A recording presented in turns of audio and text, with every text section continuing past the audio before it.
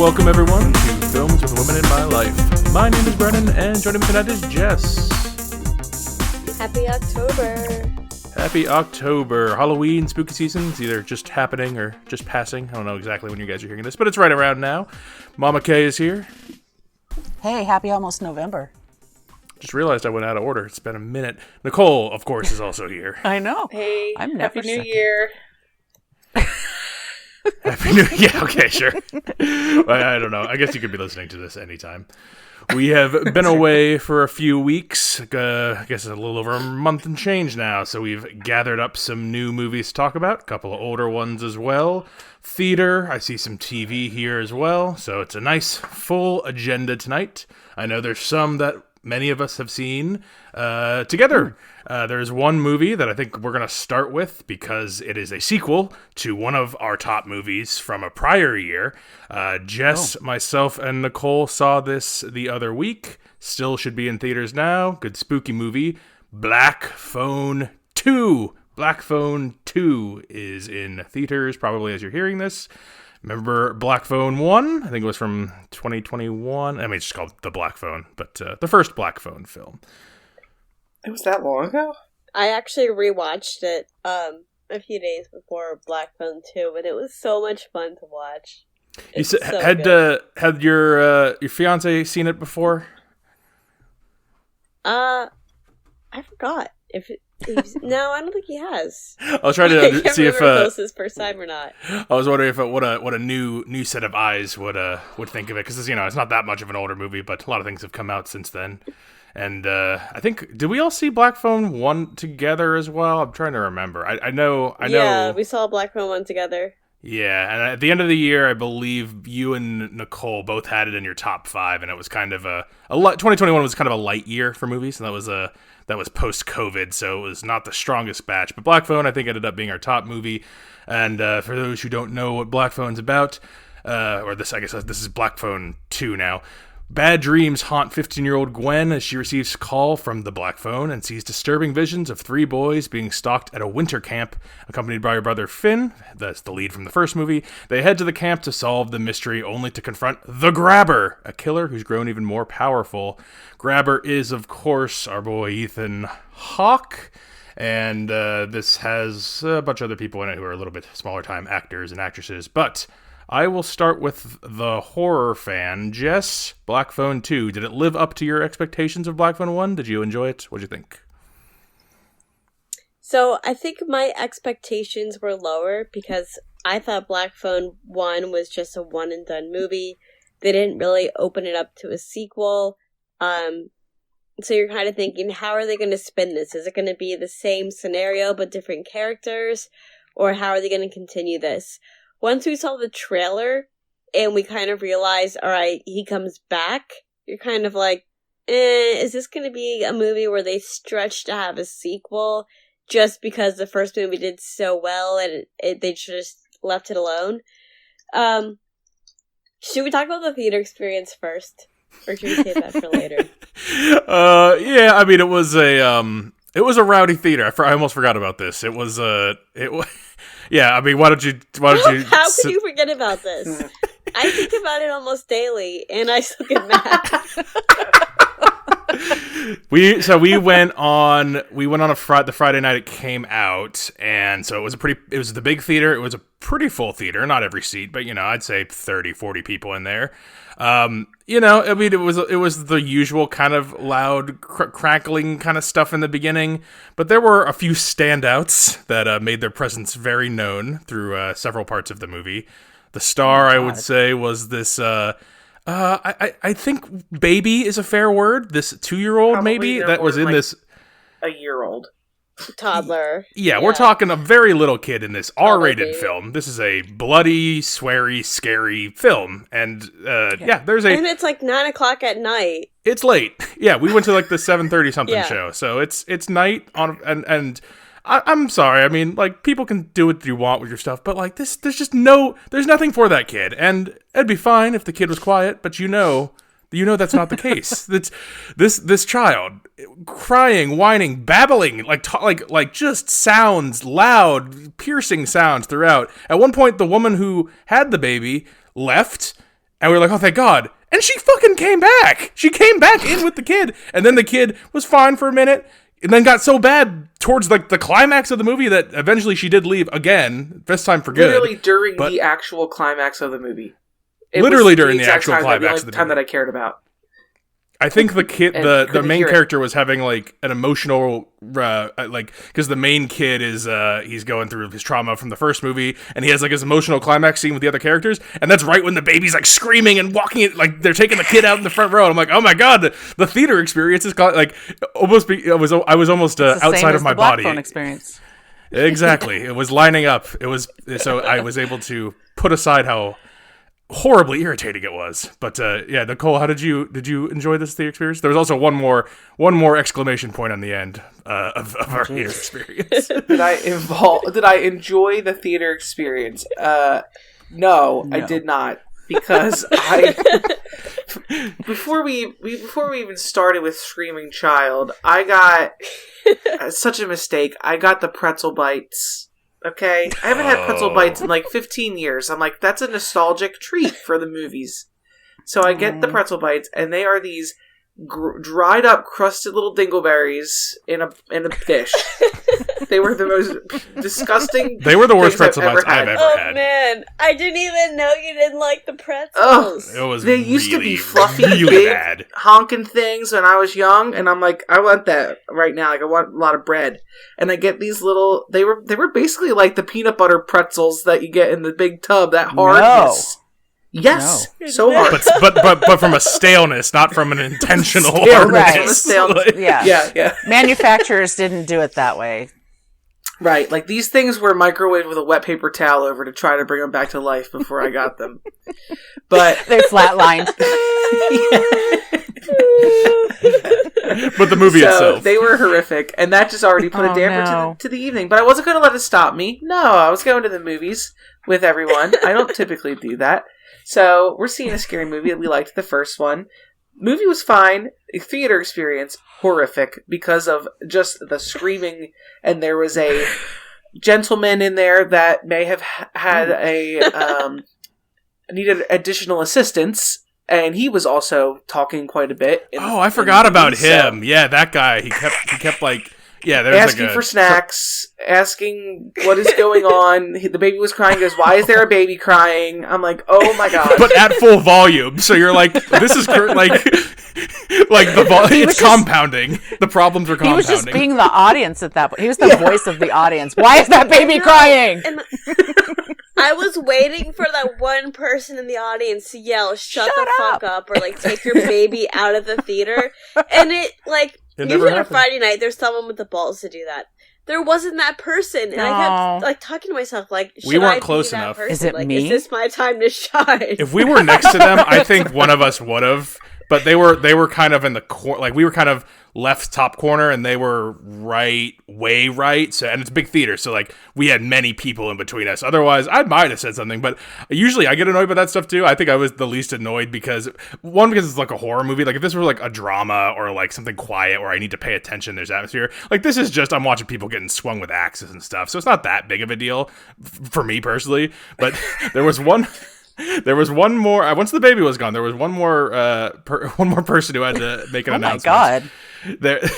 It's so I know we've barely talked about the movie. It's basically Dream Warriors, the third Friday, the third Nightmare on Elm Street, where they go in dreams. I know you guys don't know that, from the 80s, maybe 1990. They go into dreams and stuff. So this murderer in the last one, he dies. So in this one, he's like a ghost murderer in dreams. So it's a lot of that. They're in like an icy cabin, whatever. We're getting to the climax where they have to defeat him for this second final time, whatever it is. And right when he gets like smacked, I can't remember what he gets hit with an axe or something. There's a gentleman maybe right in front of us.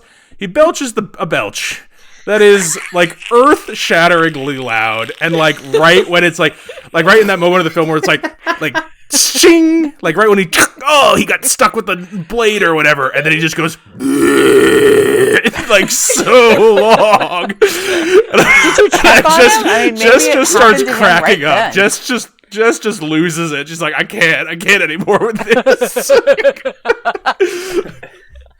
Wow. I know.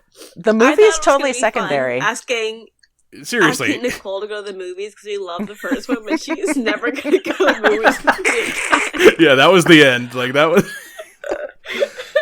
Guys, though, I have to tell you that I'm totally impressed with the fact that you do find a problem with somebody bringing a baby to a movie at 9 o'clock at night, particularly an R-rated horror movie. This is, like, ridiculous. Like, come on. Yeah. I mean, that's just, brother, How are there not rules? good. Like, how is there not, like, someone being like, that's a baby, and you're going into a horror movie at night? Like, you're gonna, at the least, nothing will happen. That's the only thing. Like, there's so many things that could happen here. Like, I don't know.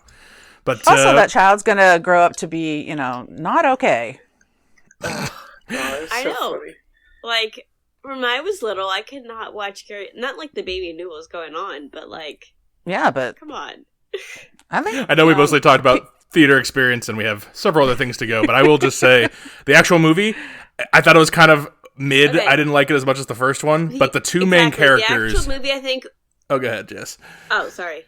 No, I was gonna give. I have like 30 seconds here because I don't have a million thoughts on the actual movie. I thought it was some good kills and scares. I think it works for me as much as it does because I really like those two kids. The two main characters I think are really good.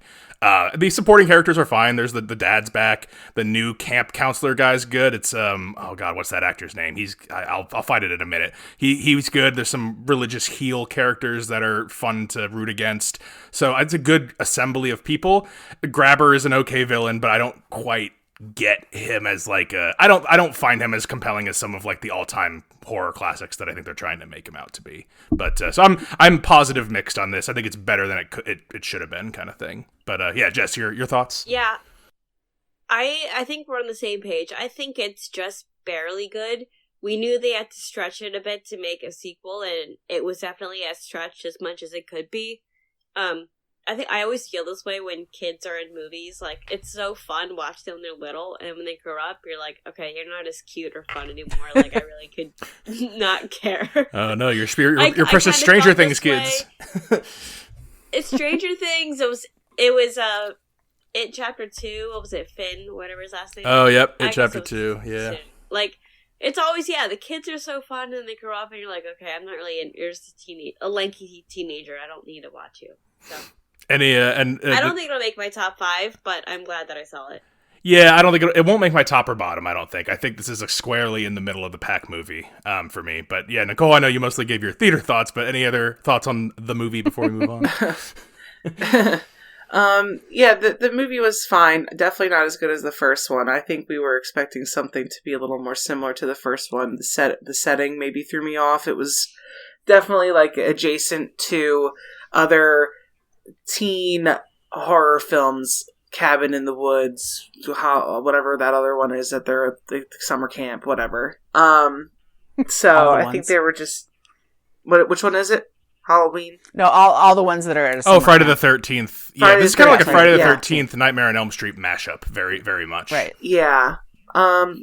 So I like the villain. I think it's cool. The mask is scary. I like it. But yeah, I like the first one a lot better. This one seemed just kind of picking and choosing from a lot of different other films to mix match something. Sounds like we're all pretty similar, then kind of like a soft recommend, not as good as the first, but if it's streaming and you like the first one, it's fine. You can put it on. Well, we'll let Mama Kay have some words now, because I know she's not the horror person, but she did see a film that I'm genuinely actually kind of bummed I didn't see. I don't think it's in theaters anymore. Oh. It's the third of a trilogy, but it's from a TV show. It's Downton Abbey, the grand finale. Oh God, why are those movies still out? I have never seen the show, and back when we were doing single episode podcasts and we did more breakdowns on the individual movies, I watched the first one with Kay and friend of the show Allison, and another one of our reviewers, and we did the second one, and I slowly have come around to some of the stuff. I still really don't ever know what's happening in them. Like, I have a really hard time. There's so many characters, and I have a really hard time following the stuff. But that theme song is so good that it's like the best. just having that as a leitmotif through the whole thing is enough. Like, it's like Mama Kay's "Pretty Places" is enough to get me by. That theme song is almost enough to carry this franchise for me, and I don't ever watch it. So, Mama Kay, the grand finale, was it grand? Did it feel like a finale?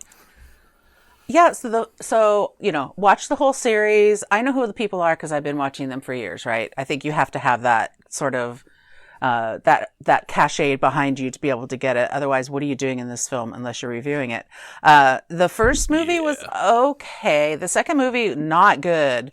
So I was not thinking. I didn't have really high hopes, and I saw it with a friend of the podcast, Allison, and oh yeah, it's Allison. Called the grand finale. She's a fan, and it was good. It actually felt like it was actually the grand finale, and I dug that. Ooh. I like that at the end they actually ended it, and as I'm watching these people, I'm like, I've been watching them for like 15 years, and they're getting kind of dusty, crusty, and old, so it's time to end this.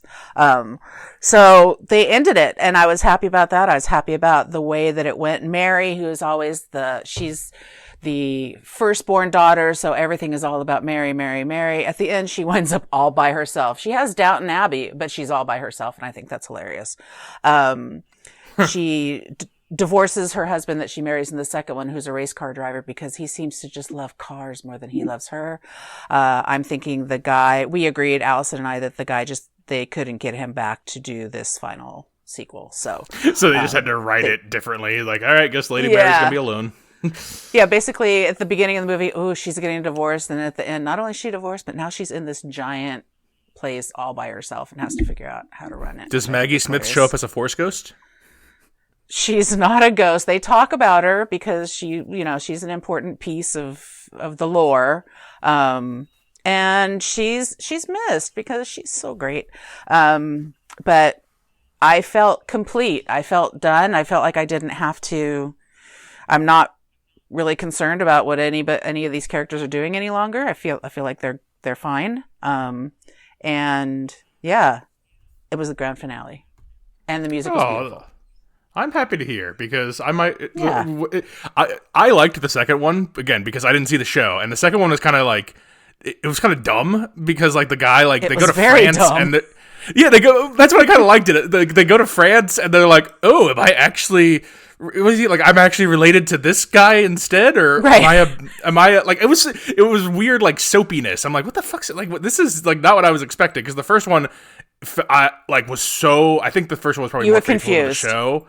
And I was so confused. I just couldn't follow it. But then in the second one, they kind of break the characters up. They go to new places, and they're in smaller, digestible groups that I can understand. But when they're all in the house together, and there's like 50 of them, I'm just like, I'm toast. I can't do it. Like I just don't know. No, it's like it's a never-ending cocktail party, and you don't know anybody who's there. Like you're the newbie. Yes, I was dropped in. I'm like, this is nice, but I love the song the band keeps playing, but I do not know what you guys are talking about. So, so well, if you're gonna have to get the song again, you might just have to, download the soundtrack and listen to that because it is great.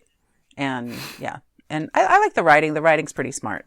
Julian Fellows writes it, and I like him a lot. We'll stick in the theaters because Jess and I have a couple more theater movies. This is a big one that came out recently from director Paul Thomas Anderson. I don't know if we've talked about Paul Thomas Anderson movies on here. Oh, yes, we did. We did Licorice Pizza, Mama Kay and I. He's done, I think, the big ones that people will, I don't know if you guys know, There Will Be Blood, very popular. Magnolia, what are some other big ones that are, The Master, Inherent Vice. I'm just thinking of ones that came out somewhat last decade or so. Oh, Phantom Thread. You guys remember Phantom Thread? The guy with the very particular Daniel Day-Lewis. Well, he's got a new... No. Was that Jeremy Irons? No, it's Daniel Day... Well, he might be in it, but Daniel Day-Lewis is the main guy. Okay. But he's back with a new one starring Leonardo DiCaprio. It's One Battle After Another, a 3-hour epic about a druggy dad who used to be a revolutionary, and he's on the run from this boot-licking, boot-stomping asshole Sean Penn character, who is trying to get into like a secret club for it's like a special white guy club where Olympics? They get to be. Oh. No, not Special Olympics, but it's like a secret, like a Skull and Bones kind of like what's the Grove, Bohemian Grove, like secret rich white guy society. And in order to get in, he needs to pass like this special background check. And part of that background check is to not have associations with people of color, and he might have a illegitimate black daughter. And if they find out that he has an illegitimate black daughter, he's not going to get into his special little club. So he's got to cause a whole bunch of ruckus and find all these former revolutionaries so he can find his maybe daughter and find out if he's really the daughter, if she's really the daughter, and if she is, well, he can't have her going around sullying his bloodline or his name or whatever the fuck he thinks. So is this the movie modern is times or is this from olden times? So it's based on a book that takes place, I believe, in the 90s. Though I think this takes place in modern times. I think it's readapted for modern times. It feels contemporary. They have smartphones, so it's contemporary enough. Oh, okay. Well, some characters do, some don't because you're not supposed to have the phones. So basically, Leo's the acting dad of the daughter. The mom was a revolutionary and she ditched them. She's on the run. She's in the beginning of the movie. But the whole movie is basically Leo and the girl, they get separated and they're running away one battle after another. This Sean Penn guy is coming after them. So yeah, it's 3 hours of him hunting them down. And well, Jess, what do you think of One Battle After Another? I remember I didn't know what the movie was about. I think we made plans to see the Leonardo DiCaprio movie and I was like, oh yeah, I remember seeing the trailer. It's just about him having a kid, right? Because that's really all the trailer revealed. It's hard to sell this movie, I think, to the masses. Yeah, it is. But I thought it was so fun. It was a little slow at first, and I was a little worried what I was getting into. And I was not in recliner seat, so I was already pissed going into it. I was like, I'm gonna watch this for 3 hours, like I'm on an airplane. Oh. Like it was terrible. I know. But it quickly picked up and it was so much fun and it kept you on your toes. And right after I watched the movie, I was like, I want to see that again. His character was so funny. It was so great. It might make my top 5. I thought it was awesome.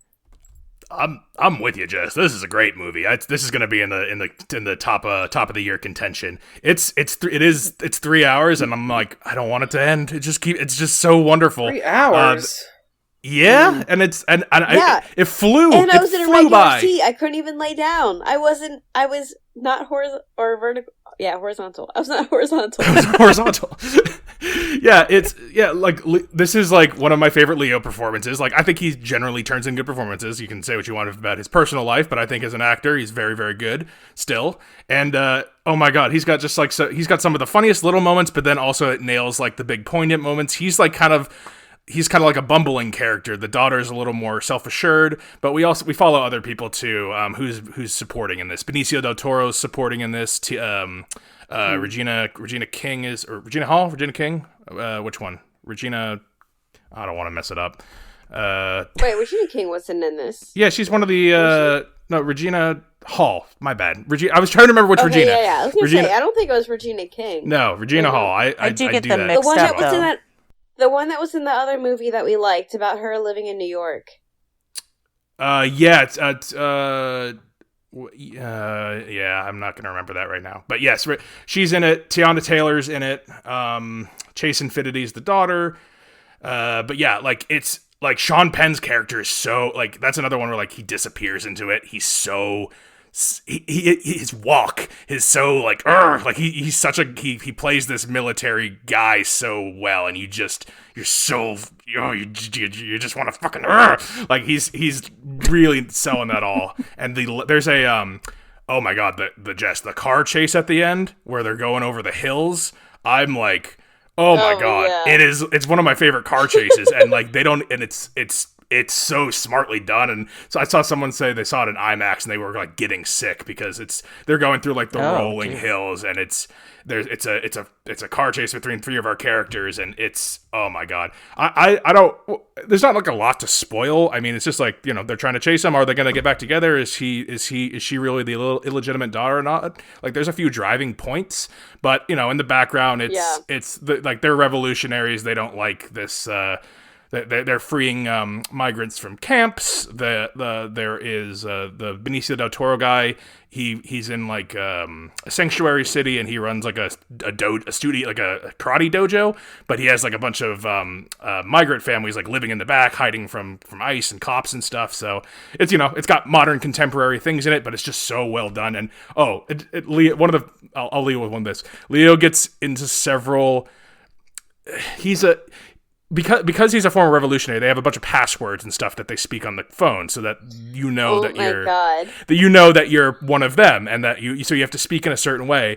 And so he gets these cryptic. I don't understand, because he spent his whole like adult life, like being a father, so paranoid about this day that's going to happen, and it's finally here.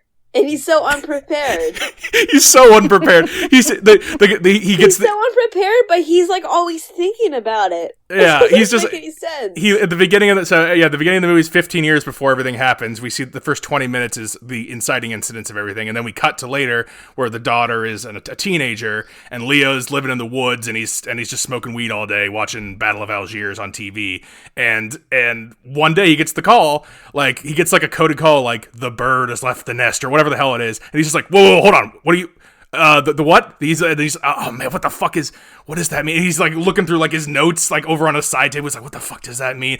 And then he's trying to remember the codes, and the guy on the other end's like, I can't tell you the blah blah blah. You have to use the codes. He's like, God damn it, I don't know the passwords anymore. I've been drinking and smoking for 20 years. I don't fucking know. And he's just crashing out over and over again about not remembering the passwords. So every time he goes to payphones and he calls the number, and the guy's like, oh, it's you, sir. Well, if you want to blah, blah, blah, like, you have to say the right. He's like, I don't remember the code. I don't remember the codes. Like, just some fun, real human moments from Leo. How much in the movie is that, though? Because that sounds like a lot. It happens 3 or 4 times, but it has a satisfying conclusion. It has a payoff to that little sub thing too. So, yeah, I highly, highly recommend One Battle After Another. It's great. You agree, Jess? Okay. Oh, absolutely. I do want to see it again, and it's 3 hours. That's saying something. All right. Well, we're back to Mama K. Talk to us about a man on a roof. I'm talking Roofman. Roofman. So no one else has seen Roofman. I thought about it. It's the director of. I thought about it. The director made Blue Valentine, and he made another really depressing movie. I'm trying to remember the name of. Something that we talked about. Place Beyond the Pines. Place Beyond the Pines. With Ryan, what's his face? With Ryan Gosling. Both are with Ryan Gosling. And I like both those movies, but they're horribly depressing. And I look at this one, and the poster looks like they're trying to make it look like a comedy, but everywhere I read, it's not a comedy, like really a comedy. It's like a crime, and there's like a love story in it. But okay, why don't you tell us about Roofman? It's a crime, love story, comedy, drama. Fun. It's all the things. Apparently, it's based on a true story, and I remember hearing about this story, and my take on it when I heard it was that there's a guy that's been living in the Toys R Us or Kids R Us. I think it's Toys R Us. The Toys R Us sign, the whole time I was thinking, like the sign on the building or behind the sign on the building. That's like in the letters. Well, behind the letters, like the letters have, like a. He's sleeping in a Y position. And then he's sleeping in a T position, and then he's sleeping in an O position. For a long time, and he's got a chiropractor on speed dial. And then when it's labeled Roofman, and I'm like, well, this is definitely about a guy who's been sleeping on top of a Toys R Us roof for, months or whatever. But that's not why he's a roofman, is it? It's not why he's the roofman. So the roofman is because he is, he's a lovable criminal. I mean, he's dumb as a box of rocks. So Channing Tatum, there you go. And I could also see Travis Kelce playing this character, just as an aside. He breaks into McDonald's, many McDonald's over time through the roof. And that's how he gets money. And he's trying to, he's trying to get his daughter back. He's got a bad relationship, he's divorced or whatever from his mom, from the mom, not from his mom. And So after one of the heists, the cops are after him, and he gets on the roof of this Toys R Us, and then breaks into the Toys R Us and he lives in, like, if you're in a big store, sometimes there's, like, I don't know how to explain it. You know, everything, all the shelving is really tall, and so he's basically living on top of one of those shelves. But it's very it's sort of a triangle situation area. He's got a lot of room. Over time, he winds up putting in a bed. He breaks into the closed circuit TV so that he can watch everything that's going on during the daytime. And then at nighttime, he roams around the store and he steals things like peanut M&Ms to live on, until one of the guys at the store starts getting berated because he's stealing the peanut M&Ms and he's going to get fired. So he puts peanut M&Ms back because he's really a good guy. And the manager of the store is Peter Dinklage, and he's really funny as the manager of the store. He's an awful, terrible person. And Kirsten Dunst works at the store. So they start the love interest, a relationship. Right? As a love interest, she doesn't know that he is living in the Toys R Us, and she's got a couple kids, and she's, you know, working, and she's kind of down on her luck, and he's trying to, like, fill the void and all of that kind of stuff. And every time he tries to do something good and nice, it just blows up in his face. Like, he's just not good at life stuff, and he's trying really hard. So you always feel sorry for him. You don't ever think of him as a criminal until the end. There is a big kind of shootout situation, and then, you know, he's got to go to jail. But Kirsten Dunst visits him in jail. Spoiler alert. Oh, do you like it overall, Mama Kay? I did like it. I did like it, and I think it was perfectly cast. I mean, he's such a dolt, and it was perfect. So I would advise you to see Roofman. I would say, would any of us like it? It sounds like I could maybe like it. I don't know if it's a me movie, but it sounds like it's okay. I think you could like it. It's fast paced, and it put a lot into the time. There's not wasted time. We don't see him. I mean, we only see him roaming around the store in the very beginning, where there's a cool montage of him, you know, doing different things with the toys and, you know, stuff like that. But we don't spend a lot of time just him roaming around the store being boring. It's never boring. How's that? That's pretty good. All right, Roofman, positive review. Yeah. A couple more theater movies here before we move to the streaming. Jess, a horror movie that I believe only you saw. I saw not the trailer, but I saw the poster, and I'm like, I think I saw this I thought it was a Into the Dark Hulu movie. I think that's a different movie, though, that I'm thinking now. I'm talking about Good Boy, a dog horror movie. What'd you think of Good Boy, Jess? Oh, God. It was one of the weekends where there was not much to see. It was Good Boy, or there was another horror movie. It's like, I think about a lake or something. Anyway, this time worked better for us. I didn't even watch the trailer, but the review looked promising, and I was like, okay, I'll just go into this blind. Mind you, I don't like dogs, so that's just the first basis. Good start. So I'm like, yeah, maybe this will be about a cool dog or something. This was literally the worst movie I've ever seen. Whoa! I hated every second of it. It's got an 89%. It was so bad. Worst movie. I gotta see this now. It was, I didn't think it was going to be this bad, but it was just so bad. It was a movie from the perspective of a dog.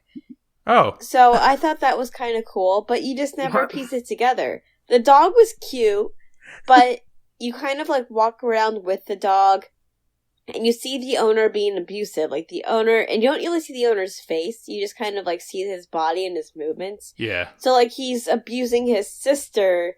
He clearly has cancer and he's hiding it from everyone. And then at night, these monsters come out and scare the shit out of this dog. And you just kind of watch the dog go through its daily life for like a week. And I don't even understand what was happening. Like, I think part of me thinks it was seen into the future or the past, because there was a past dog, and it was like, I don't know. I gotta see this now. I hated the movie. I gotta see this now, because when you hate something like this and it's all in confusion, I mean, this sounds like something I'm gonna really enjoy. I'm reading about it, and it looks experimental. It looks like I couldn't understand Like, what was the don't know. one we watched? I don't was even know if we bad. talked about it. Remember Presence, Nicole, where the whole movie was from this weird point of view, and we couldn't figure out who the point of view was, and then the twist reveal at the Yes. end is the point of view, and you're, like, Yes. following, like, a ghost, basically, this whole time, You're but they the don't tell you ghost. that. Yeah. Yeah, yeah, but, like, that movie, even though I figured it out, like, right at the end, I thought that was I was at least interested the whole time, but, yeah, I don't... Good boy, huh? So not a good boy for Jess. No. Yeah, well, watch Good Boy and then tell me what it's about because I couldn't piece it together. Maybe when it comes out on streaming, maybe I'll agree with you. Maybe I'll be like, Jess, I'm with you. The ratings make no sense. I don't understand what happened, but we'll tune in for part 2 on that one. There's another movie that starts with good that's in theaters that I know Jess saw and I think Mama Kay saw as well. Good Fortune, not a horror movie, a comedy action movie. Oh, with I'm seeing Oh, yeah. Keanu Reeves as an angel and Seth Rogen and Aziz Ansari in I'm guessing like a Trading Places Palmer. kind of deal. So yeah, okay, why don't you tell us about Good Fortune? Yeah, Good Fortune. Keanu Reeves is an angel, and he's good. I don't know if he's a starting angel or he's just not really good at it. I don't know if they actually said it, but his wings I'm seeing are quite the words small. a well-meaning but inept angel. Yeah, he's definitely not very good at it, but his job as an angel is to alert people to upcoming disaster because they're texting and driving. So he's that when you're texting and driving and all of a sudden you're like, oh, I got to look at the road. That's because he's in your car and he touched you and he's like saving you from being in an accident. Oh, that's nice. Yeah. So he wants to up his game a little bit, and he talks to the head angel, and the head angel is like, you got to find a soul that needs saving. If you want to go big, that's the big thing is you got to, soul saving is the big wing angel stuff. So, he finds Aziz Ansari, who cannot, he's got multiple, side gigs. He doesn't really have a real gig and he can't make any money doing anything that he's doing. So he's wanting to, kind of end it all, and he finds him and he Still a switches master of places none. with venture capitalist Seth Rogen and hijinks. Venture capitalist Seth Rogen. Okay. Yeah. Who has, the cool house, the cool cars. And the Aziz Ansari character goes to work for him. First, he's just delivering, I don't remember what he's delivering to him, some sort of like bagels or something. And then Seth Rogen hires him, angel intervention, because he wants to, do the big thing. And then we see their lives get turned upside down. It's better than that. What I just said sounded, though. It sounds kind of better bad, than that. honestly. It sounds kind of like a TV movie, but It's not a TV movie, but it has Keanu Reeves, who's not going to be in a TV movie. right, and- higher end actors, but Yeah. He's just, Keanu Reeves is just so bad at acting. I'm glad he's a really nice person in real life. So, he's a good action yeah. star. But yeah, acting, not. Yeah. He's good in that cameo in that movie, that romantic comedy with the Ali Wong. What was that one called? He's in like one scene in that, and that's like the funniest I've seen him organically. Yes. I think, where like it's not like Yeah. part of the joke that he's Keanu Reeves. Well, actually, it is. That is No. part of the joke. It is. He is Keanu Reeves in that movie. Actually, yeah, that is how he. Maybe that is how he is best. Jess, what do you think I don't know of if Good it's Fortune? just, he feels a little Bill and Ted in this. That's the thing, is like, can't get away from that. Jess? This is the kind of movie where if you saw the trailer, you basically saw the whole movie. Yeah. I don't think there was anything that wasn't in the trailer that was revealed in the movie. I thought it was good and funny, but It was I funny. think it's a movie that you probably would rather see at home. It seems more like a home movie than the theater movie. I don't think the theater enhanced any more experience, like anything more, brought anything more alive to it. But yeah, I also fell asleep, not because it was boring, but because I was really tired. So I didn't actually see the end, but I kind of figured I knew where it was going. I think it was good, but watch it at home. Is it like a mixed positive then on this one too? Then it sounds like I don't think it's anything bad about it. Yeah. It was. I mean, it's a little slow, but I don't think you're expecting like a comedy where you're just like slapping your knee the whole time. I think what you see in the trailer is what you get. So I thought it was fair. Yeah, I and if liked you it. like those people, I think that you're going to like this movie. Like, if those are the kind of people, those kind of movies that you want to watch. I have Seth Rogen overkill right now because we were watching a series on TV, and he's just the same all the time. So, I was kind He's of still wishing Seth they did. Rogen as a billionaire. Yes, he's absolutely Seth Rogen as a billionaire. That's like irritating. That's like why Like, don't you at you least know- try? Like Aziz Ansari is probably just Aziz Ansari, right? Like it sounds like everyone's everyone, but everybody's exactly who you expect they're going to be, and they're just thrown into a situation basically. Yeah, he's a jerk with fuck you flip flops. It's the same stuff. So yeah, that sounds okay. I didn't mind. I mean, I I'm never liked gonna see it. It's small. It's short. You're probably never going to see it. Maybe back in the day I would have, but yeah, this is I'm a little more discerning now. It was filmed in LA. That was like my favorite part. So sounds like pretty good fortune then. All right, I think we got one more theater movie here. I saw this. I think Jess saw this. I can't remember why I saw this. I don't know why I did, but I did, and it's The Smashing Machine with The Rock. Yeah. The Smashing Machine, starring Dwayne Johnson as Mark Kerr, MMA fighter Mark Kerr, one of the kind of not founders, pioneers. He's one of the pioneers of MMA. He gets big in literally and figuratively. He gets big in like the late 90s, I think, and we're kind of following him at the very beginning on his ascending up. He's a very macho-y, I just want to win. I'm a winner. I'm the winning guy. And then they're like, oh, what would it be like to lose? He's like, I don't even know what that would be like. I only win. I'm the winner. And so we kind of we get 15-ish minutes of that, and then we start on his beginning of his decline. So he's addicted to painkillers of some sort. I think he gets injections for it, but like he's got a pharmacist that he's always calling, and he's like, oh, these drugs hurt my tummy. I need something stronger, like OxyContin. He Like literally said tummy. the number of times God. The Rock says, I have a tummy ache, and then the next scene is him shooting something into his ass. It happens several times. Like it's a funny juxtaposition. His wife is Emily Blunt, who is, I guess, the real life wife, Dawn Staples.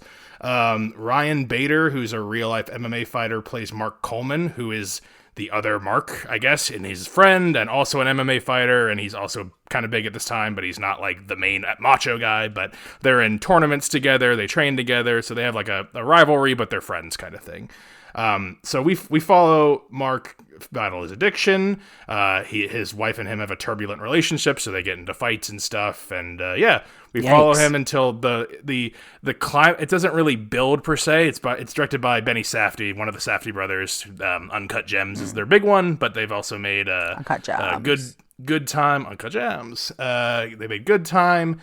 So it feels like a Safdie brother movie if you've ever seen one. It's got that like dirty, gritty, in your face, non-super heavy on the linear. I mean, it's a linear narrative, but like it's not like a driving narrative. It ends on like a tournament, and he's trying to make his comeback, and you're like, oh, is he gonna ascend to the top again, or is he not gonna make it? So that's kind of what you're following here. Jess, what do you think of Smashing Machine? Oh, I thought it was so good. Really? On the way home, I was like, it's one of the movies where you Google everything to see, like, was this true? Like, did they depict this right? Is this how it went down? So I was on the rabbit hole of, like, Googling everything. I thought it was crazy because The Rock is, like, in his mid-50s. And so is, what's the main character's name again? The real guy is Mark Kerr. Mark. The real guy, Mark, he's also, like, the same age. And they're playing, like, someone who's in their late 20s or early 30s, like, throughout the movie. So I just thought that was weird.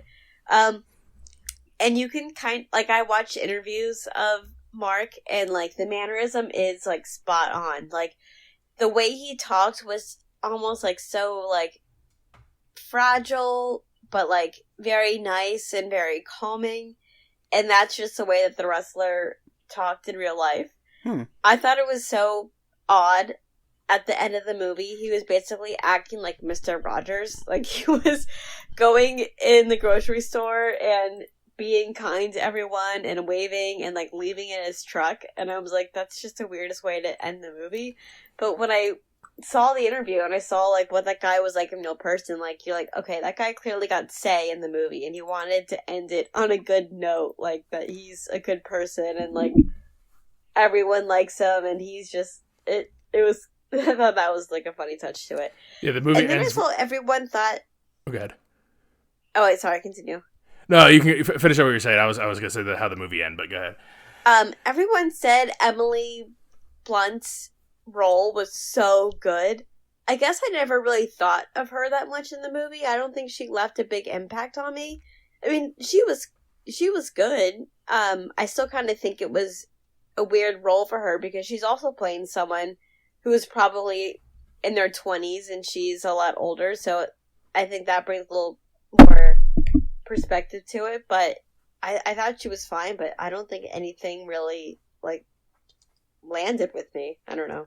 I think on the Emily Blunt thing, I was thinking back to it too, and I was like, I think I take for granted kind of how good she is effortlessly, because she's not like, when you think of like, we were just saying earlier, like Aziz Ansari's Aziz Ansari, Seth Rogen. Emily Blunt for me is not always Emily Blunt in quotations. I think she is an actress who can play different characters. Like this character was different than her Quiet Place character is different than her. I'm drawing a blank. Mary Poppins. I think she's.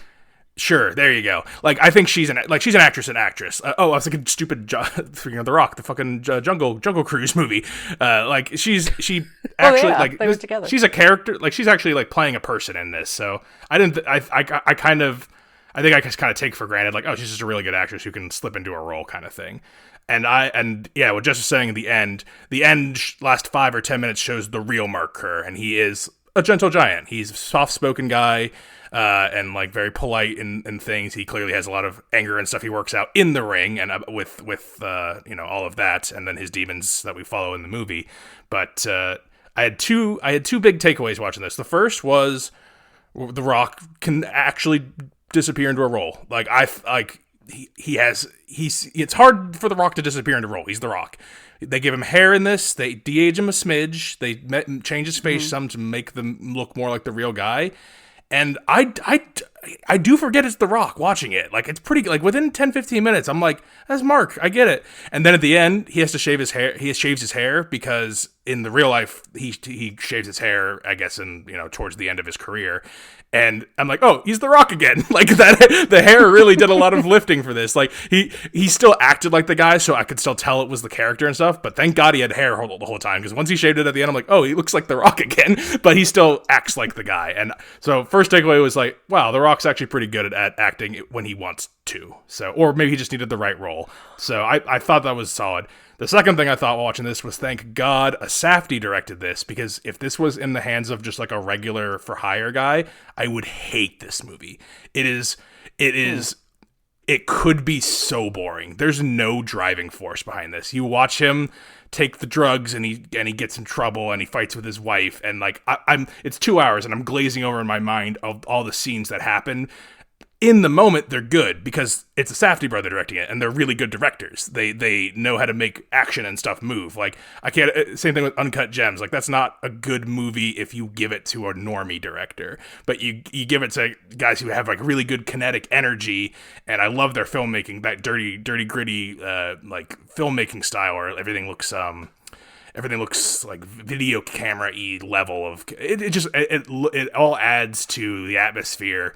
And if it weren't for The Rock surprising me on how good he is, and a Safdie kind of making this feel more, it's an A24 movie, so it's got to have, that indie feel. I think that makes this pretty good. Like, I think like a 3.5 star for me. But it sounds like just you're higher on it. Sounds like you really enjoyed it. Could be an end of year contender for you. Yeah, I thought it was good. Smashing Machine. All right, Nicole, I'm going to go over to you. I know the theaters aren't really your place, so I'm going to we have a few streaming movies to talk about, a couple new, couple older ones, but I thought it would switch over to TV temporarily. We have some new shows coming out. Jess has one, but I don't know if Mama Kay watches this one too. I think she does, but Nicole, you've just finished the most recent season of one of your favorite shows. She does watch this. And your dad does too, as far as I I didn't know. realize that. But I just finished the last episode of this season of Only Murders in the Building. We haven't seen the last episode yet. No spoilers. No spoilers, but just when you think that a show can't keep going, they just squeak out one little fun detail that you're like, yeah, of course they did that. Like that's right. They did a good job wrapping this up, you know? So I really like this. I think that was season 4 or 5. I don't know. Season 4, but they're gonna make 4. a 5 based on the ending. Well, I didn't say it. Brennan The did. endings are always open-ended for next season, so I don't think it's. I didn't spoil who the killer was. That's the real spoiler. You know, I didn't say that. Well, you don't know how long a show's going to go on. So, No. I mean, Spoiler, the main characters are getting up there in age, so who knows if they want to keep going, but they do, apparently, so... yeah. Yeah. Not my favorite season, I will say that. I think that this one, they were kind of grabbing for a lot to do. They had to add a lot of characters to keep the ball rolling. They couldn't rely on their main 3 as much as they did in the past. I think they are not the main characters of this one. Yeah. Oh my gosh, I am completely blanking on her name. Selena What is her Gomez? name? Selena No. Gomez.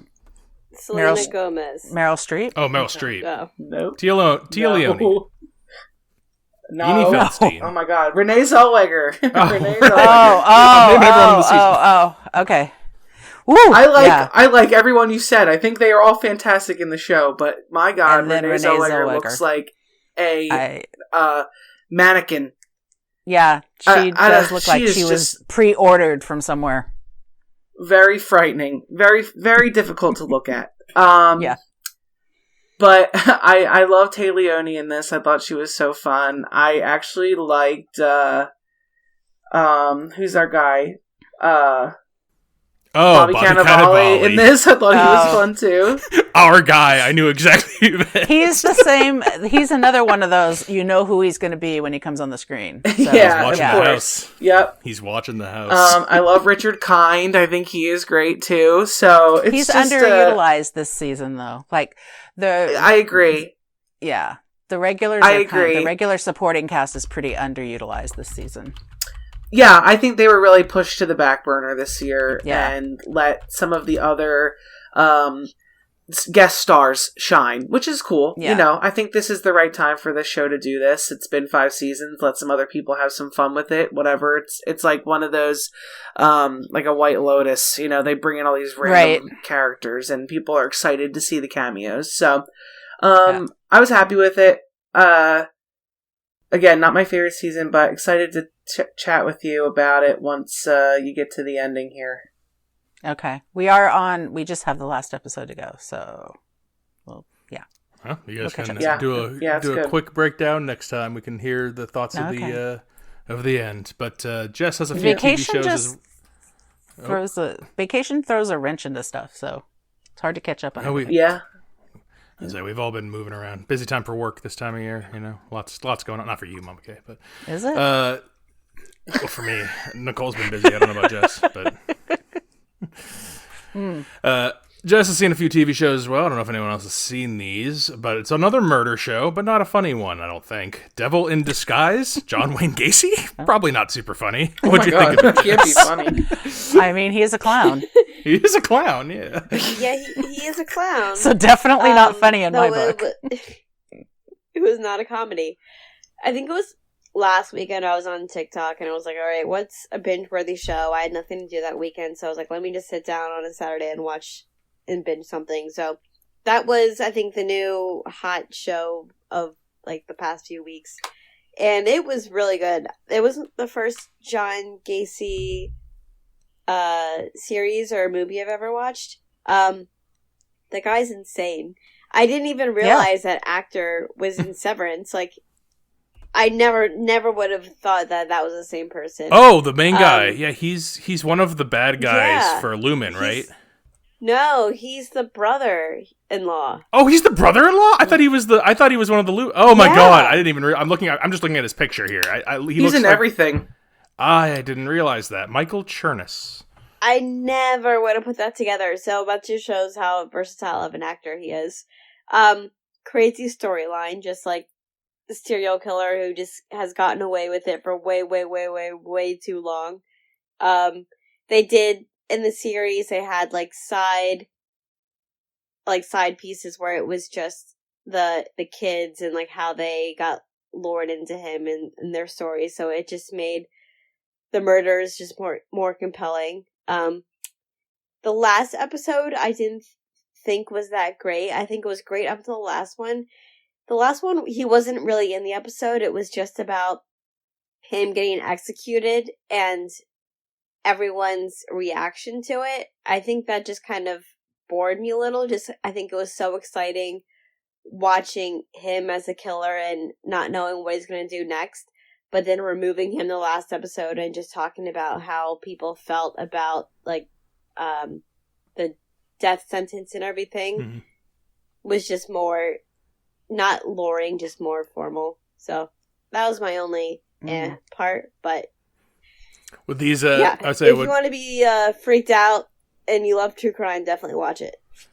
Is that peak Mama K or Nicole? I know Nicole likes true crime. I don't know, Mama K, if you're into that kind of thing. You don't like clowns, I guess. So. This sounds like not a show like for clowns. me. There's no way but she's watching this. I don't love true crime either. So, yeah, I like fake crime a lot. Fake crime. love. British murder mysteries are my jam. A little CSI New York. Can we? That's some good Little stuff. CSI New York. Well, Just a little. I think we have one other TV show before we finish with streaming movies. Jess, you also saw a show that I have not heard of, but looks kind of interesting. The Girlfriend?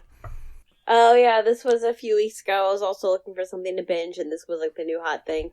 It has Olivia Cook in it and Robin. What's your last name? Robin Wright. Right? Is that right? Oh yeah, I saw this advertised. One of my favorites. Love Robin Wright. It was pretty good. It was about this naive, just very nice boy who starts dating Olivia Cook, and Olivia Cook thinks that the mom is completely crazy. The mom thinks Olivia Cook is completely crazy. And each episode, it's from the perspective of either the mom or the girlfriend. Ooh. And I like that. It reveals their perspective, and they think each other is actually crazier than they really are. So they are both crazy, but the perspective shows how they're just perceiving them differently. So it was fun how they did that. I thought it was a good watch. I think you guys would like it. Do we get a I'll be neutral watching that. That's on my Olivia list. Cook is good. I thought about it. It looked interesting. Yeah. All right. Well, that was And our Robin TV Wright is for... good. So Love Robin Wright. Oh my god, she's one of my favorites. I think if she weren't so prickly to work with, she'd have one of the biggest careers. But she is prickly. Oh, she's hard to work with? I've heard that. Yeah, she's messed up filming schedule. The one of my favorite movies is The Congress. It's all about her being a difficult actress, and then she has to sell her thing. We don't have time for The Congress. That's one of the best movies. Not acting. We'll do a breakdown another day. Okay, speaking of things that I was interested in watching, this looked, I don't know if I saw a trailer or, I don't remember where I saw this, but there's something called The Ballad of Wallis Island. Is that, how, am I saying that right? It looked kind of interesting. Yep, Tell us about it. Ballad of Wallis Island. Actually, I have two other movies that are theater movies, but we can go this direction. It's about a guy who wins the lottery. Okay. It's about a guy that wins the lottery, and he lives out on some, island in the UK. They might say it's off of Wales, off of Ireland, off of Scotland. It doesn't matter. You can visualize it if I say that. And he has enough money where he wants this band, his favorite band that's defunct, to come and play a concert on his island. And so he gets enough money. He has enough money. The leader of the band, it's actually just a duet, we find out. But the leader of the band is like, yes, I'll come out and do it for whatever money you want. And he's trying to get the other part of the duet is a woman who was in a relationship with the guy who was in the band. So the duet were in a relationship. They haven't toured or done music together in a long time. So he gets them over there under pretenses of doing a concert for the island, whereas the island is so remote that the concert is going to be just for this guy on the beach. So it's not a very long movie, and apparently it's based on a short film or a short story, something like that. And it's just it's just a slice of life. I don't know if you ever saw Once, which was an Irish movie. It kind of reminds me of that. But it's a fun little look into slice of life. And there's some, obviously the two bandmates they're going to have to go through something in order to sing together and stuff like that. So, it's cute. You should watch it. I liked it. Worth my time. So that sounds, I'm glad to hear that. Cause it looks something interesting. And, I didn't realize that you're saying you have more theater movies. You're telling me then that this movie that I'm looking at, The Senior, was in theaters? Yes. Yes. Oh my goodness. It's from 2023 though. It's a senior movie. So Michael Chiklis plays Senior a 59-year-old. It's a double entendre. Not yet. It might be. I mean, he's eligible for the 55 plus club over, he can get pancakes. But yeah, he's 59 years old. True story about a guy who got hurt in college playing football, and at 59 he goes back to do his final senior year eligibility to play, and we watch the whole movie him getting in shape, quote unquote, to go and play football again in college. And he's doing it for the family, he's doing it for this, that, and the other. And actually, that I don't see that as part of actually it. So I can hear my father's tears through the phone right now. Yeah, so much crying, and this didn't land for me at all. Cause like you got hurt as a 22-year-old. What do you think's going to happen when you go out there as a 59-year-old? So, he does get a play in. So that's good. I feel like no one else is going to see this, so I don't have to worry about spoiling it. And of course at the end they show like the real guy, and How much God is in this? Because I do see it's an Angel Films, and I know that is a Christian film company, I believe. Do they keep? Is it more like the Kurt Warner movie where they it's there, but they don't really harp on it, or is this like, it's about God? No, this movie doesn't come across as God Squad at all, and that was actually part of the problem for me, because going into it, I had no idea that was part of the thing, that was, made by the Angel Film. And, they allude to this Bible that his dad gave to him, and he tries to take passages out of the Bible, and he's trying to live to be a better man and, love his family more. But really all we see is him training to get back on the football field to play this play in a game. So it doesn't hold water at all. It's not good. And it was a movie I saw. Well, that's a shame. It's yeah. I mean, it doesn't rough. look like something I would ever see. And when you said you had the theater, like, there's no way that for The Senior from 20. It looks like it was from 2023. How is that possibly? Yeah. Okay. Well, yeah. And then Ice Road Vengeance. Ice Road Vengeance. Oh, wait, the first one wasn't in theaters. You're telling me Liam Neeson in an Ice Road 2 was in theaters? Well, I saw it in the theater. How? Was it in like your special senior citizens streaming theater, or was it like? Is it? I'm just asking here. Did this go wide? I didn't see this. Yeah, this was in the regular, the Apple Cinema that we have now, which is, that's as legit as it gets here. So, Jess, did you know that there was a second Liam Neeson on the ice movie? Like I feel like your algorithm would have fed this to you. Yeah, come on, Jess, help me out here. I remember you posted it or something, and I was like, I didn't know this was out there. I liked the first one decently.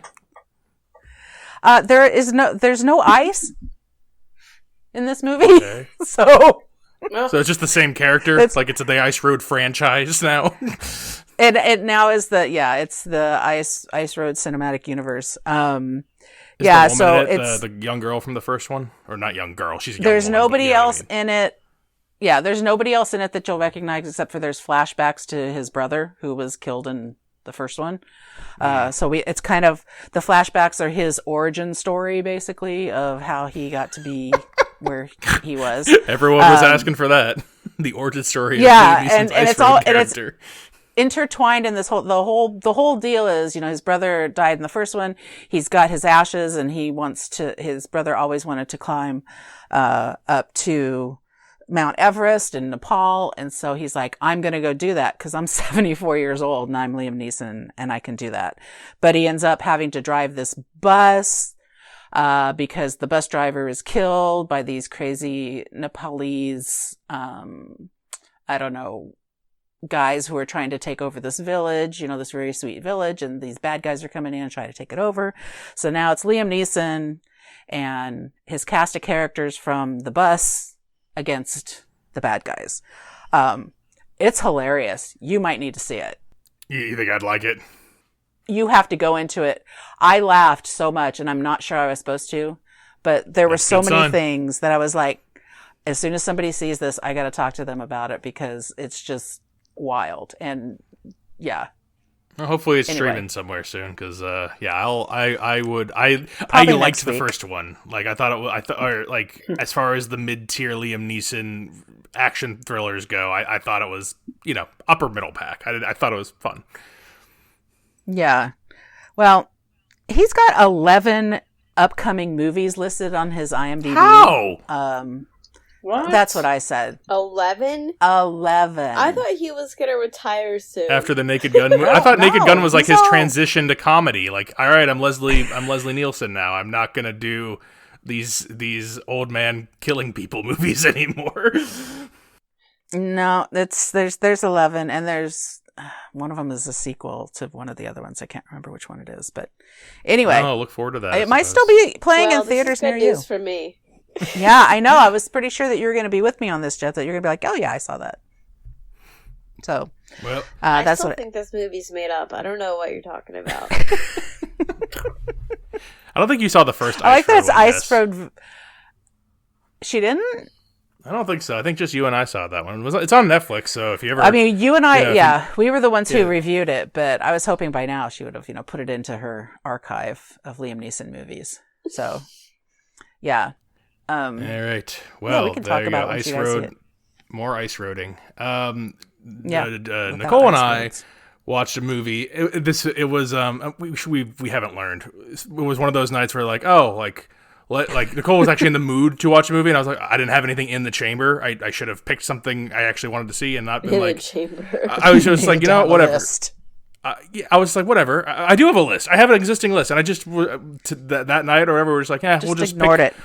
We'll just pick one of the first things on Hulu that's from 2025. And I saw Willem Dafoe's beautiful. I saw Willem Dafoe's beautiful face, and I was like, "Oh, Willem Dafoe, good actor. Usually makes good choices. Doesn't make a lot of stinkers." And the other guy on the other side of him was Corey Hawkins, who I really like in The Heights. And it's this film called The Man in My Basement. This guy, Corey Hawkins. Corey Hawkins is this man who lives in Sag Harbor for several generations, and he's hard up for money. He's kind of a rudderless guy. He might lose the house, so he needs money for the house. And this man shows up, Aniston Bennett. He arrives at his door, and he says, Charles, I know you have a basement that I need to stay there. I need to stay in your basement specifically. He's a charming man, so it's not quite as weird as I'm saying, but it is still very strange. And he's like, I'll pay you a lot. I'll pay you $65,000, half now, half at the, and I just need to stay in your basement for 65 days. And Corey Hawkins is like, absolutely not. No, this is very strange. Like, I'm not that hard up for money. And eventually, okay, fine, Willem Dafoe, you can come live in my basement. And then he goes down and sees what he's doing, and Willem Dafoe, within the first day, has built a giant cage in his basement somehow. I don't know how he did this, but he has built an enormous cage in the basement that he's in. It takes up the whole room, and he's got like all his stuff in there. The reason that this guy has decided to agree upon this is he lives in a family home that he can no longer afford. He's got no job. He is really like about to be kicked out and out of the house. That's why he agreed to let this happen. Okay. He has some. Okay. There's some other stuff in here too that they show. Like he has like artifacts like from his like family tree, maybe. I don't know. They're like African masks. They're African artifacts. There's African masks and things in his home, and he meets up with one of his friend's sisters or something like that. Is a heritage museum founder, and she wants all the stuff for the museum. So there's a lot of African background to this movie, and the symbolism of it, I can imagine, is the white man's in the cage and the black man can make the rules because he's outside of the cage. He can determine when he eats and when he doesn't. So, I think that's what's supposed to be happening here. Like, Willem Dafoe's like, I need to put myself in this cage, and he has all these long... It's one of those movies where he's like, it's mostly him in the cage, and then Corey Hawkins across him from like, why are you doing all this? What's going on here? And Willem Dafoe goes on a bunch of different long jags that you don't really know what the point is. Like, it's supposed to be like a deep thing, like, oh, like... Terrible. Yeah, like, oh, you think, is he a successful guy? Is he a grifter? Is he like a really racist guy who wants to do something to him? Later on, he goes like feral, like he literally, not Will Ferrell, like he like takes all his clothes off and he's like throwing his shit around. That would have made the movie better. And I guess Will Ferrell probably otherwise would do Nicole's that as well. out. Like, basically, Willem Dafoe does all these wacky things in the cage, and Corey Hawkins has to, like, be like, whoa, this guy's crazy, what's going on? Like, I didn't sign up for this, and I guess the African masks have something to do with it or something, and, like, eventually he has to be like, don't give in for the money, give the art, make your house, he makes his house, like, a historical site, and has, like, the artifacts in there, but, yeah, Nicole, it's so hard to explain this, but... I think what happens is Willem Dafoe was actually some sort of businessman who did something wrong. I think he killed somebody or sold a child. Yeah, he was like a hitman. He's trying to atone for it, or maybe or like an in between. He's an in between bad guy. Yeah.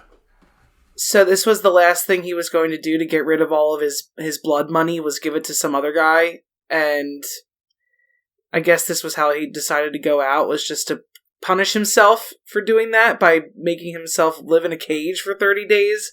And I do not understand how he found this guy, what the masks have to do with it, what any part of this movie equals with each other. It is the most confusing, ridiculous mash-up of thoughts and ideas that absolutely mean nothing together. Yeah, it's like a filmed dream. It was one of the worst things I've ever seen. It's like a filmed dream in a bad way. Like, it's like a... It was terrible. Like, nothing connects. Like, usually I can be like, I can get something. And, like, I only can understand what they maybe were going for because of the superficialness of he's a black guy, he's a white guy, he's in a cage, there's artifacts, there's money. Right. It's like, and like when Nicole's saying he used to be like a bad guy, he did sold children maybe. I didn't even know if he was telling the truth there because he's telling all this stuff all the time. I don't even know if that's even real, like, or if that's like a metaphor for something. Like it doesn't help you at all with what it's trying to say. And so by the end, like, I'm not sat. Like, I don't understand. I don't understand what was going on. I don't understand what the point was. Bad. It's really bad. So, Man in My Basement is going to be in the basement of the rankings this year. That I have a feeling will be bottom 5 contention. So don't see that. It's on Hulu, so don't see it. Couple more. Jess, you saw an older film that's streaming. Not super old. I think it's a year or two old. I saw it when it came out, but I have very little memory of it. Boston Strangler, a thriller, another thriller crime thing. Oh yeah, Keira Knightley had this movie, something in Room 10 or the Cabin in Room 10, I think, that just came out. Yes. Mm-hmm. And the reviews got so bad, and I was excited to see it. And then, like, Googling her and her movies, I saw that this movie came out, like, last year, a year or two ago, and I was like, oh, we didn't see this. So we were like, which one should we watch first? So I think we did rock, paper, scissors or something, so we watched this one first. Mm. It was a good movie. I liked it a lot. I can't remember if it was based off of a true story or not. It is based on a true story. Okay, I think it was. But loved her character. She was just like the all-time like feminist hero who lived at a time where women didn't have much independence, especially in their careers, and she was a go-getter. So it just followed her through her journalism, trying to capture and be a part-time detective figuring out the serial killer. I don't think it was ever really revealed who was the killer exactly for which crimes, but I think they got close enough where they could draw a conclusion of, at this time period, this probably happened with this people. Because I think it was, the killer got away with it, he traveled, he worked with other killers, and they all were in on it together, so it was nothing clean cut, it wasn't just one man. But regardless, the movie was really good, and she played a really good role. I think she's really good at playing roles like this, where she's a female lead and she has to defy all odds, and she's good. So I'm glad I saw it. I'm not going to dog on it too much because I don't really remember liking it, or I remember being kind of bored with it and finding it very TV movie-ish level. I've said that a couple times tonight, but I mean, yeah, there you go, a true crime thing that they made. So sounds like Jess liked it overall. But speaking of Keira Knightley, I think that was the other movie, Mama Kay, I think you saw The Woman in Cabin 10, correct? Yeah, so I did see The Woman in Cabin 10. Wait, I don't want to talk about it yet, because I watched some of it, but I didn't finish it yet. You didn't finish it yet. For next time. Okay, we can talk about it next time. I'm good. All right, we'll save it for next time then. Then we'll finish with one more movie from last year that I was kicking myself for a long time for not seeing, because I just only heard great things and I really wanted to see it, and it was finally streaming, and Nicole watched it with me. We saw The Substance with Demi Moore. The Substance. You guys remember Substance? Okay. Yeah. It got a lot of Oscar accolades. It did. It is directed by Coralie Farge. Why did I say the director for this one? She's made a couple other movies before. This is like her big breakout one. Demi Moore is the main. Margaret Qualley is the, I guess, 1B in this case. Dennis Quaid plays this disgusting man, this disgusting, horrible, sleazy suit man. And for those who have forgotten, if you could somehow forget about The Substance, it's this aging like fitness star. She's doing like a Jane Fonda kind of show, but Dennis Quaid's over her. She's like, she's old. I don't want an old one. I want a young one. Get a young hot one. And he's eating shrimp, and it's gross. And so Demi Moore takes The Substance, which is advertised as, it's got all this weird cryptic language where it's like, you are one, you are one and the same. You must take one today and 7 shots every 7 days. Every 7 days you must switch. You must never not leave. Like, it's got a bunch of like specific rules, but basically what it does is you take it out of you like a cocoon, you birth a second younger hot you, and then the second young hot you gets to go around for a week.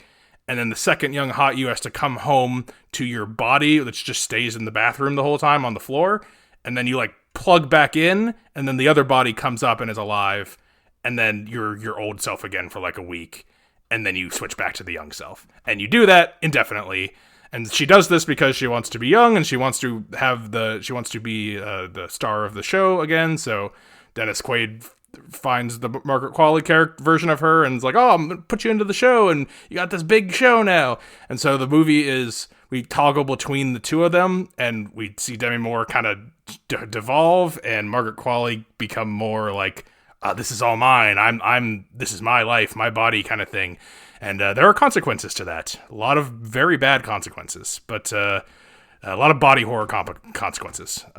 Nicole, what did you think of The Substance? I did not like this at all. I didn't like it at all. No, I didn't. I'm actually really surprised at the amount of accolades it received. I mean, it's shot cool. It looks cool. It's really grotesque, which I'm not digging it for that.